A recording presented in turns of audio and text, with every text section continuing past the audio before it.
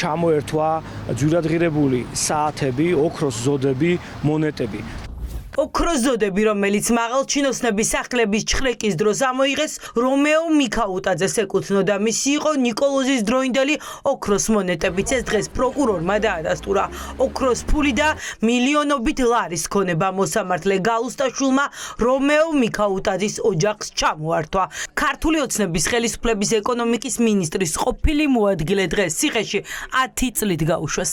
ყველა ბრალდებაში ცნო დამნაშავედ რომეო მიქაუტაძე მას ჩამოერთვა სხვადასხვა ქონებები, უძრავი ქონებები, მათ შორის ესპანეთში მდებარე ბინა, ასევე 3 ავტომანქანა. გარდა ამისა, ჩამოერთვა შეპესე ნახიდური ჰეში 15%-იანი წილი, რომლის ღირებულება იმ პირობებში, რომ ჯერ ჰესი ამუშავებული არ არის, შეადგენს 1,500,000 ლარს.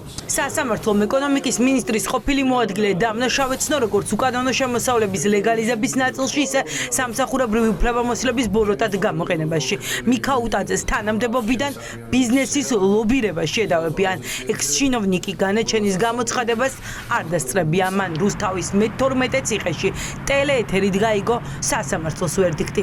სამწუხაროდ ჩვენი მართლმსაჯულების სისტემა არა მარტო ბრმა არის, არამედ ხშირად ყრუც არის იმ ნაწილში, როცა ბრალდებულის და დაცვის ხარის პოზიციას მოსმენას ეხება საქმე და ხშირად და უმეტესად მას ესმის მხოლოდ ის არგუმენტები, თუ ამას არგუმენტებს დავარქმევთ, რომელიც ბრალდების ხარის მხრიდან ჟღერს. რომეო მიქაუტაძეს მისი სურვილის მიუხედავად არ გაუფორმეს საპროცესო გარიგება, არადა მან პროკურატურას ლილუაშვილის წინააღმდეგ ჩვენება მისცა. თქვა, რომ დანაშაულსაც აღიარებდა. პროკურატურამ მისი ნათქვამი გულწრფელ აღიარებად არ ჩათვალა.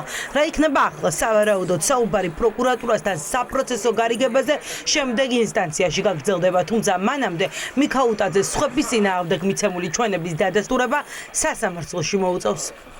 კანონის მიხედვით ზოგადად საპროცესო შეთანხმება ფორმდება აპელაციაშიც, თუმცა დღეს ისეთი მოცემულობაა, რომ არ აღიარებს ბრალდებული ჩადენილ დანაშაულს. წინა პროცესზე მან გააჟღერა პოზიცია, რომ განცხადება შემოიტანა, თუმცა რეალობა იყო სხვა. მთელი 4 საათის განმავლობაში საუბრობდა, რომ ის მართალია. ამ პირობებში ბუნებრივია საპროცესო შეთანხმების გაფორმება არ ხდება. ვისკები ხომ არ დაინახეთ, რომ ჩვენებებს არ მისცემდა მიქაუტაძე თუ საპროცესოდ ის იქნებოდა თავისუფალი იმ ადამიანების წინააღმდეგ, ვის საქმეშიც მისი ჩვენებები დევს. მე დღევანდელ დღეს მოსული ვარ კონკრეტულ ამ სისხლის სამართლის საქმეზე. სხვა სისხლის სამართლის საქმესთან დაკავშირებით კომენტარს ვერ გავაკეთებ. მე ყოველ შემთხვევაში რჩება ეგეთი საბეჭდილება, რომ არც არავინ აპირებდა მასთან საპროცესოს გაფორმებას, ეს უბრალოდ იყო ფორმალობა, ბრალდების ხარე იძახდა, რომ მოგმართოს და განვიხილავთ, თუმცა ფაქტია, რომ მიმართა და არც არავინ განიხილა არაფერი.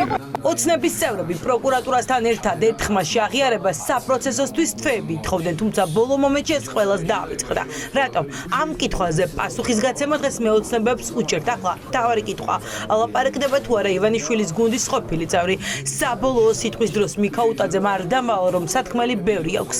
ღია თქვა, რომ კლანებს შორის დაპირისპირება შეეწირა და ვინმე ვანიჩკა ოდიოზური პირი, რომლის შესახებაც ყველა მიცის, ხმა მაღლა დაასახელა. შეგიძლიათ თუ არა გითხრათ, ვინ არის ვანიჩკა? არ ვიცი. არ ჩემი მეზობელია ერთი ვანიჩკა, ერთი შემიძლია გითხრათ, სხვავის გულისხმობთ არ ვიცი. ქართულ ოცნებაში ვინ არის ვანიჩკა, რომელიც არის ძალიან მოვლენიანი ადამიანი? არ ვიცი. სასამართლომ დღევანდელი ვერდიქტით თქვა, რომ ბიუჯეტმა რომეო მიქაუტაძის ქმედებით 8,400,000 ლარი ზიანი ნახა. ახლა კორუფციის მკვლევარებს აინტერესებთ, რა ბედიელის კაცს, ვისი მოადგილეც 10 წლით ციხეში გაუშვეს. ჩნდება კითხვა, რა იცოდა ლევან დავითაშვილმა და მისი კურთხევის გარეშე, შეძლებდა თუ არა დიდი ფულის გათეთრებას რომეო მიქაუტაძე. არათუ ღიმილის მომგვრელია, არამედ კომიკური არის ის, რომ ეკონომიკის მინისტრის პირველი მოადგილე არის მხილებული არაერთ დანაშაულში, ისე რომ ეკონომიკის მინისტრი და მისი უშუალო ხელმძღვანელი მხოლოდ ერთხელ იქნა გამოკითხული სახელმწიფო უსაფრთხოების სამსახურში და ბუნებრივია თუ უშუალო თანამონაწილეობა არ ქონდა ამ ადამიანს ყველა ამ დანაშაულში, ისმის არა მხოლოდ პოლიტიკური პასუხისგებლობის საკითხი, არამედ სამართლებრივი პასუხისგებლობის საკითხიც. მიქაუტაძე მისი მოადგილე იყო და თუ მიქაუტაძე ამ სქემებში იყო ჩართული, ძალიან ლოგიკურია, რომ ლევან დავითაშვილიც იყო ამ ყველაფრის თანამონაწილე. მაგრამ ეს ადასტურებს იმას, რომ ეს არ არის კორუფციასთან ბრძოლა. ეს არის შიდა კლანური ომი, რომელიც ქართულ ოცნებაში მიმდინარეობს, რადგანაც ივანიშვილი კობახიძის ხელით ანადგურებს სხვა კლანებს. ჩდება კითხვა, როგორ ლობირებდა თანამდებობიდან მიქაუტაძე მის ბიზნესს, როგორ მალავდა ქონებას, წილებს ბიზნესში, ისე რომ ამის შესახებ მისმა ხელმძღვანელმა ვერაფერი შეამჩნია. დღეს ირაკლი კობახიძეს ჩვენ ვკითხეთ, დადგება თუ არა ეკონომიკის ყოფილი მინისტრის ლევან დავითაშვილის პასუხისგებლობის საკითხი დღის წესრიგში. ჩემი საქმე არ არის სისხლის სამართლის საქმეების აღძვრა. ეს არის თავად ამბობს, რომ პოლიტიკურ კლანებს შორის დაპირისპირების მსხვერპლია ის. რეალურად არის კონკრეტული განაჩენი ეფუძნება კონკრეტულ გარემოებებს, ნებისმიერი ბუნებრივია ბრალდებული და განსაშელი და მშავდებული ასეთ განცხადებებს აკეთებს. მიქაუტაძის ოჯახი დუმს დღეს სოციალურ ქსელში მისმა მეუღლემ დაწერა, რომ ციხეში 10 წლით ერთ დროს ქართული ოცნების გავლენიანი მაღალჩინოსანი ჟურნალისტური გამოძიებების გამო გაუშვეს. ოცნების სასამართლო, რომელმაც 10 წლიანი განაჩენის ვერდიქტი გამოუტანა ყოფილ მაღალჩინოსანს, მსჯავრდებული მიქაუტაძის ოჯახის კრიტიკის ობიექტი არ ყოფილა.